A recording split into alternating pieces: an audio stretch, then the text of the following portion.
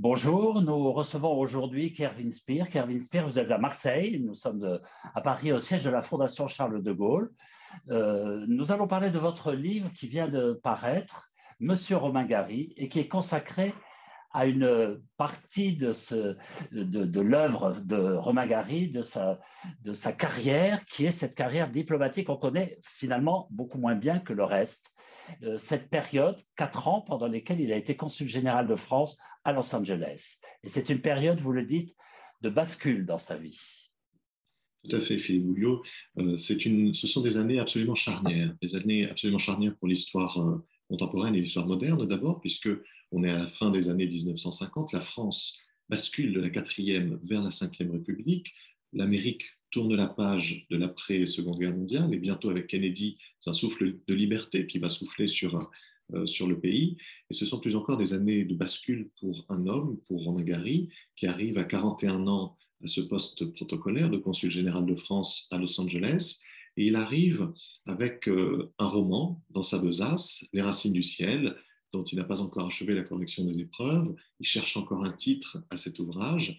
Et puis quelques mois après son arrivée, il va obtenir le prix Goncourt pour ce roman. Et finalement, ces années de bascule vont faire basculer le diplomate vers la littérature, à laquelle il va tout sacrifier au point de larguer les amarres avec le Quai d'Orsay.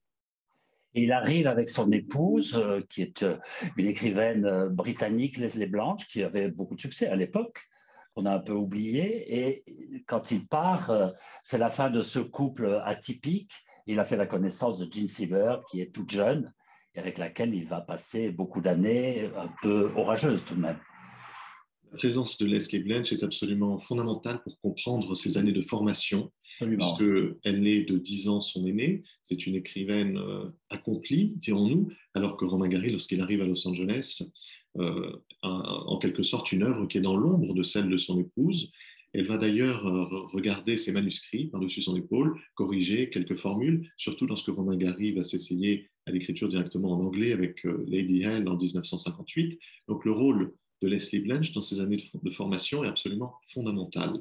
Et c'est également un rôle qui est dans la sociabilité du corps diplomatique extrêmement précieux à Romain Gary en tant que consul général, puisque c'est toute la finesse des relations humaines dont Leslie Blanch sait faire preuve qui vont permettre finalement aux diplomates de briller et à la France de rayonner durant ces années-là.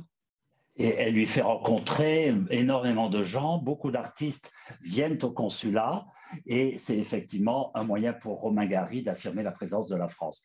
Parce qu'au fond, on est toujours quand même très étonné qu'il soit devenu diplomate. C'est un personnage quand même flamboyant, et on sait quand même que le métier de diplomate peut être un peu plus austère parfois, mais il fait rayonner la France à travers tous ses contacts finalement, à Los Angeles, Hollywood.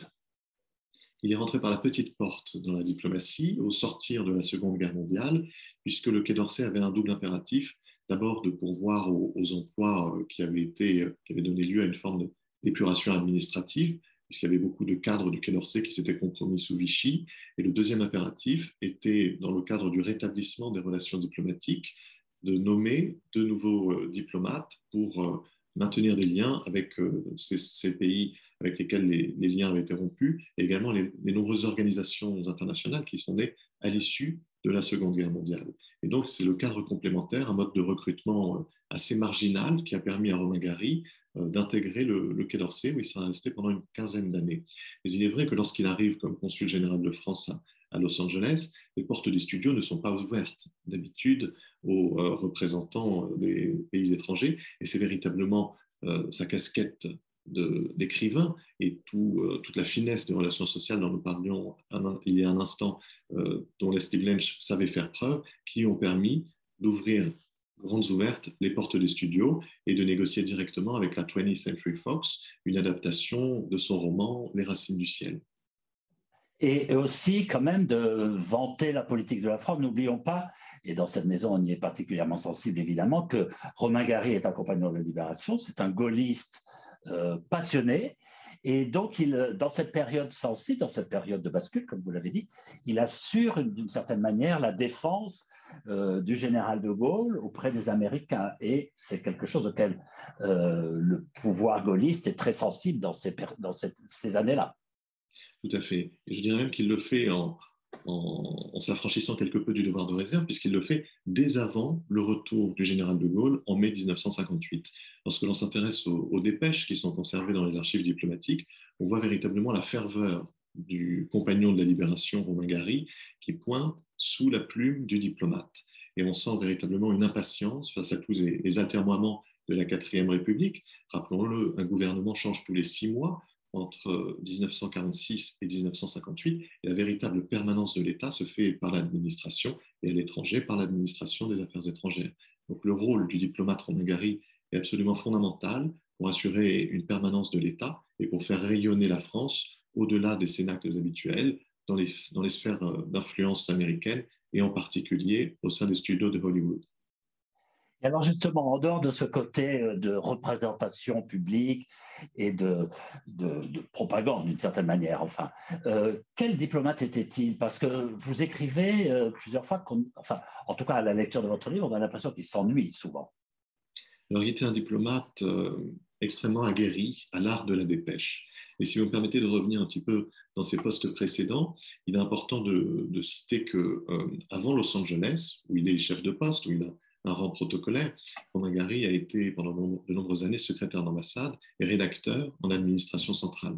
Il a commencé sa carrière à Sofia, en Bulgarie, au lendemain de la Seconde Guerre mondiale. Il a été un observateur avisé et extrêmement éclairé du joug soviétique qui s'est peu à peu resserré sur un pays qui appelait à être libre et démocratique à l'issue de la Seconde Guerre mondiale.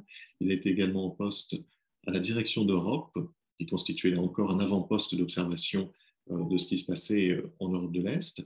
Il a été en poste à Berne sous Henri Hoppenot et il a été également porte-parole de la délégation française aux Nations Unies. Aux États-Unis, donc. Tout à fait. Ça a été sa première expérience américaine. Et lors de ces postes successifs, on sent poindre sous sa plume véritablement l'observateur avisé qui se démarque, non pas des vues du Quai d'Orsay, mais des vues de la classe intellectuelle, d'une classe intellectuelle dont ses contemporains préféraient avoir tort avec Sartre que raison avec Aron. Romain Gary, lui, ne se fourvoiera jamais vis-à-vis du totalitarisme soviétique et il sera à l'égal peut-être d'Albert Camus, un observateur éclairé des relations internationales et des relations diplomatiques. Alors justement, vous citez cette mission qu'il accomplit en Bolivie pendant qu'il est consul général à Los Angeles, et vous dites qu'en très peu de temps, c'est une mission très courte, en très peu de temps, il a compris l'état de la société et de la politique en Bolivie. C'est peut-être un trait que l'on pourrait prêter davantage à l'écrivain qu'au diplomate, c'est-à-dire être du côté de ceux qui subissent l'histoire davantage que du côté de ceux qui la font. Et effectivement, lorsque Romain Gary se rend à Paris en octobre 1956 pour assurer la promotion et le lancement de son livre Les Racines du ciel, l'administration du Quai d'Orsay lui demande un service, lui demande de représenter la France en tant que chargé d'affaires, non pas en tant qu'ambassadeur, pendant quelques mois en Bolivie.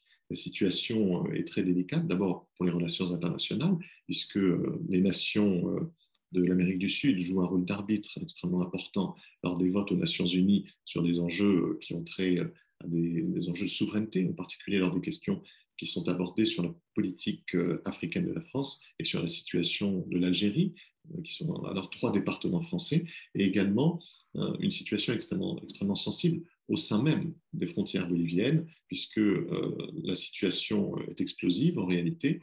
Il y a de nombreuses grèves des mineurs du pays en particulier qui vont mettre à feu et à sang ce pays d'Amérique latine. Et Romain Gary, dès son arrivée, rédige des dépêches. Et on voit à la fois l'écrivain soucieux de la marche de son livre à Paris, mais également extrêmement impliqué dans la compréhension sociale de ce pays d'Amérique du Sud. Et alors, il y a aussi quelque chose d'assez amusant, c'est que il est très gaulliste, donc compagnon de la Libération, je le répète, mais il ne veut pas faire de politique, contrairement à André Malraux, qui est son grand ami avec Albert Camus par ailleurs. Pourquoi refuse-t-il de faire de la politique? Eh bien, justement parce qu'il considère que son gaullisme appartient au passé. C'est un gaullisme métaphysique. Historique.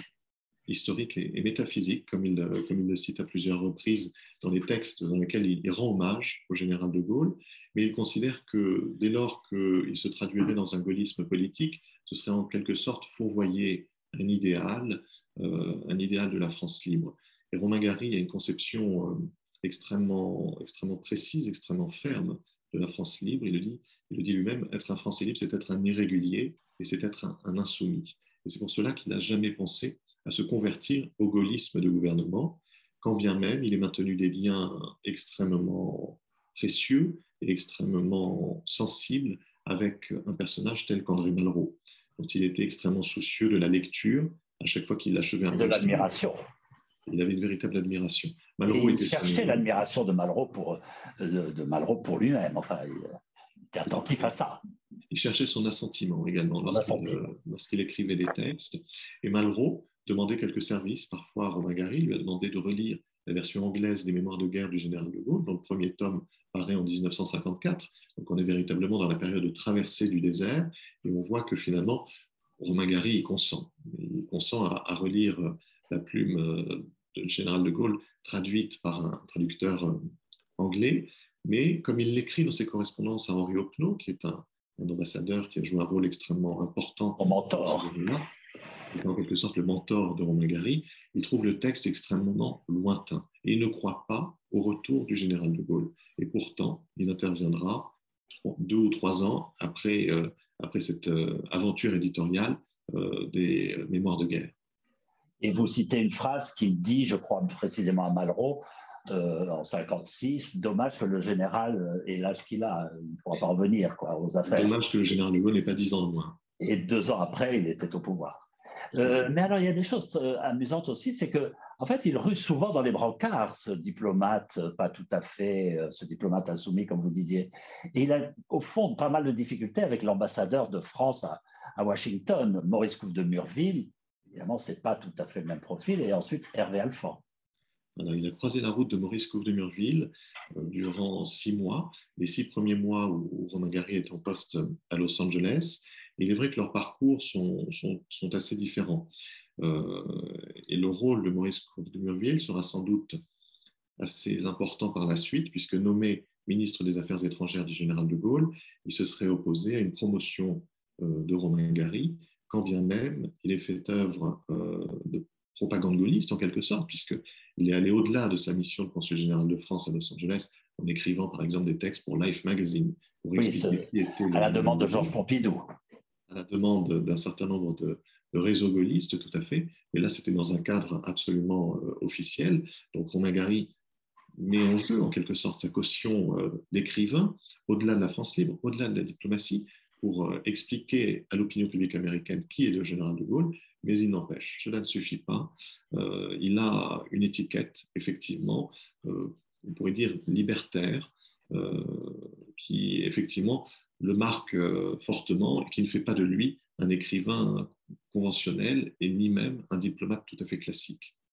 Et qui déplaît évidemment beaucoup à certains diplomates au Quai d'Orsay et ailleurs. Avec Hervé Alphand aussi, à un moment, Hervé Alphand vient à Los Angeles, il n'est pas là pour l'accueillir. Le consul général est absent et c'est son épouse qui sert de guide à Hervé Alphand. Ça a dû quand même à l'époque nuire à sa carrière. Probablement, mais ce qui m'importait, c'était à la fois de faire ce portrait de la vie d'un homme à l'échelle de 4 années et demie à la fin des années 1950, 4 années de la vie d'un homme où on voit ce point de bascule entre la vie officielle et la vie intime, entre la diplomatie et la littérature. Et il est vrai qu'après le prix Goncourt, et plus encore lorsque les studios de Hollywood s'intéressent à l'œuvre de Romain Gary, on voit peu à peu l'écrivain se détacher du personnage de diplomate. Et le point de bascule s'opère sans doute, comme vous le citez, en 1959, avec cette visite de l'ambassadeur de France à Washington, où le consul général n'est pas là pour le recevoir. Il se consacre à la correction de ses romans. Il est parti quelques semaines à Tahiti. Et peu de temps après, puisque vous l'avez cité, il y a cette rencontre avec Jean Seberg, qui se rend au consulat et qui va achever finalement son émancipation totale vis-à-vis des fonctions officielles, parce qu'une autre carrière, une autre vie l'appellera à Paris. Et de même, en 1960, quand le général de Gaulle vient aux États-Unis et à San Francisco, Et il n'est pas là non plus pour l'accueillir. Alors, il est vrai que cette visite était absolument cruciale dans les relations diplomatiques entre Washington et Paris. C'était une visite d'État sur une dizaine de jours avec un périple, y compris en Californie du Nord. Donc, ce n'était pas la circonscription consulaire Non, bien sûr, mais de enfin, Hongrie, mais il aurait dû peut-être être là. En tous les cas, il est retenu à Paris par le lancement de son livre La promesse de l'aube, qui est en librairie depuis le mois d'avril 1960. Et c'est là encore la littérature qui va finalement prendre le pas sur la diplomatie. Et j'ai retrouvé un envoi de la promesse de l'aube donc, que Romain Gary a adressé au général de Gaulle au Palais de l'Élysée. Et le général lui répond sans amertume aucune et remercie l'écrivain pour cet excellent ouvrage en l'assurant de sa fidélité gaulienne. et justement, alors il y a une tradition de l'écrivain diplomate. On pense à Georges Giraudoux notamment, mais il est quand même, lui, à ma connaissance, le premier diplomate à avoir en fonction obtenu le prix Goncourt. Oui, oui, et ça fait aujourd'hui de Romain Gary une figure à laquelle on pense d'emblée lorsque l'on songe à cette dualité, cette duplicité de l'écrivain diplomate. Et pourtant, sa contribution aux affaires étrangères est un des derniers mystères de son œuvre, parce que les dépêches n'ont pas été exhumées, parce que Romain Gary a peut-être cherché à jeter un voile sur ses années, sur sa contribution aux affaires étrangères. C'est toute l'art dont il fait preuve en écrivant La nuit sera calme en 1974 et finalement en détrônant en quelque sorte la statue de consul général et en tournant un petit peu en ridicule certaines scènes qui lui auraient été demandées de jouer dans le cadre de ses fonctions. Alors qu'il a également été un diplomate extrêmement avisé des relations internationales.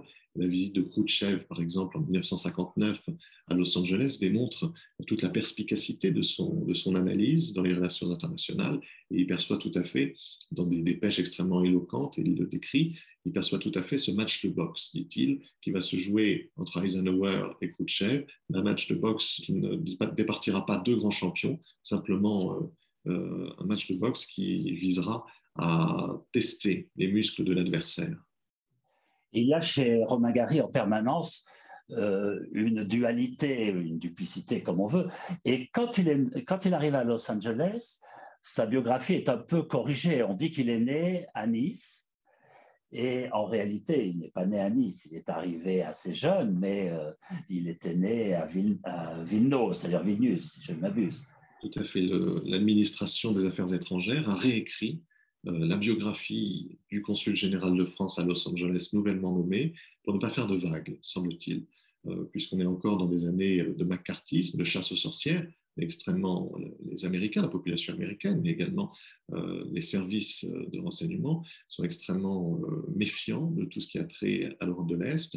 Et pour la République française, croit-on en haut lieu au Quai d'Orsay, eh bien, nommer un diplomate dont on sait clairement qu'il a été naturalisé français et qu'il vient à la fois de Lituanie, mais qui est également passé par l'Union soviétique après la révolution de 17, eh bien, clamer cela pourrait être embarrassant pour les autorités françaises. Et donc, on corrige, on réécrit sa biographie, et Romain Gary va jouer de cette fausse identité lors de ses premières apparitions publiques. Par exemple, d'emblée, sur le tarmac de l'aéroport de Los Angeles, il va s'émouvoir du climat californien en disant que ça lui rappelle Nice et les collines de son enfance. Et quelques jours plus tard, lorsqu'il lui sera donné de trinquer aux contre-torpilleurs américains engagés dans la guerre de Corée à la base de Terminal Island, au sud de Los Angeles, eh bien, il vantera les mérites du vin californien qui le rappelle le vin français du sud de la France et du berceau de son enfance. Il a séduit quand même beaucoup de gens sur place. Alors, je ne parle pas uniquement des femmes, mais aussi justement le monde du cinéma, le monde d'Hollywood, les intellectuels. Et à la fin de son passage à Los Angeles, il avait un carnet d'adresses impressionnant, grâce aussi à son épouse, mais grâce à ses qualités personnelles et à son charisme d'écrivain devenu célèbre. Et c'est ce qu'il m'importait de rendre le plus vivant possible dans ce récit, en pensant bien entendu à l'intérêt du lecteur, c'est-à-dire au-delà des interstices des archives, de se permettre d'aller dans des scènes recomposées par la fiction, et bien de mettre en dynamique, de rendre à la vie finalement ces différentes rencontres qu'il a pu avoir et qui ont fait la vie de ces années californiennes. La Brière disait à propos du flamboyant duc de Lauzun, qui était l'époux de la grande mademoiselle et qui ensuite est devenu le beau-frère de Saint-Simon, il a vécu comme il est interdit de rêver. Au fond, Romain Gary aussi a eu une vie incroyable, totalement étrange d'une certaine manière, avec beaucoup de facettes. Qu'est-ce qui vous a poussé, vous, à vous focaliser sur ces années de diplomate à Los Angeles? Elle me semblait à la fois représentative des différentes tensions qu'il pouvait y avoir au sein de l'esprit de Romain Gary, c'est-à-dire des tensions entre cette volonté d'incarner une vie officielle, de jouer le jeu social excellemment en étant nommé consul général de France, et peut-être s'il avait continué ce jeu, ambassadeur, et en même temps cette aspiration fondamentale vis-à-vis de l'écriture et une aspiration finalement à laquelle il donnera tout au point de renoncer à la diplomatie et de se consacrer exclusivement à la littérature.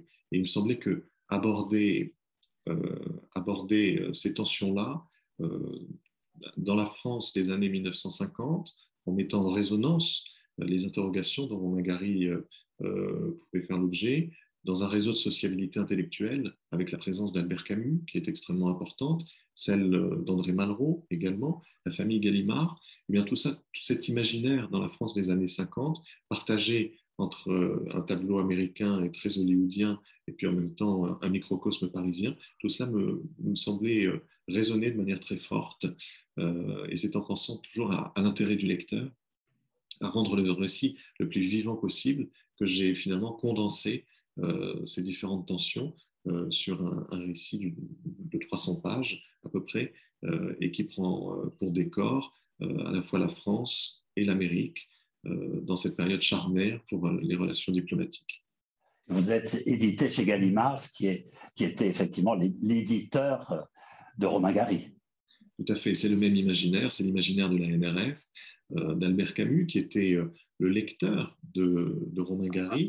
On l'oublie, mais dans ces années-là, avant l'obtention du prix Goncourt, Romain Gary, finalement, est extrêmement soucieux de l'opinion d'Albert Camus, dont il cherche l'aval et l'assentiment, tout comme il le cherchera auprès d'André Malraux. Et c'est une sociabilité qui est restée un petit peu dans l'ombre, puisque du fait de son poste à Los Angeles, Romain Gary était peu présent à Paris dans ces années-là. Il y a une petite correspondance qui est échangée entre les deux hommes, mais elle dit, au travers de quelques lettres, toute l'estime que l'un a envers l'autre et toute la proximité qu'il y a, ne serait-ce que sociologiquement, entre ces deux écrivains qui marquent énormément leur génération. Et pendant ces années à Los Angeles, il écrit beaucoup. Donc, il achève Les Racines du ciel, La promesse de l'aube, Lady L. Enfin, il est très productif pendant toutes ces années. Comment faisait-il alors? Il avait un système, parce qu'il dictait à sa secrétaire, je crois. Oui, Il travaillait énormément, il travaillait la nuit, il travaillait le jour, il travaillait tout le temps. Et son adjoint l'accusait de n'être jamais présent et de passer son temps à écrire. Oui, c'est-à-dire que parfois la diplomatie et puis la machine administrative, qui était ce consulat général, rattrapait l'écrivain par le col lorsqu'il faisait montre d'un petit peu trop de liberté ou que ça se voyait un petit peu trop. Romain Gary a mené ses affaires de consul général avec brio, en servant l'image de la France et en servant son rayonnement bien au-delà de sa circonscription consulaire. Mais il est vrai que cela a permis également quelques entorses. Disons que sa notoriété le protégeait en quelque sorte et lui donnait une once de liberté pour, sur les heures de bureau, parfois corriger un manuscrit ou envoyer un télégramme à John Huston, qui est en train de tourner Roots of Heaven, donc l'adaptation américaine au cinéma des Racines du ciel, lorsque le tournage se passe au plus mal en Afrique, au Tchad en particulier. Donc il est vrai qu'une activité prend le pas sur l'autre.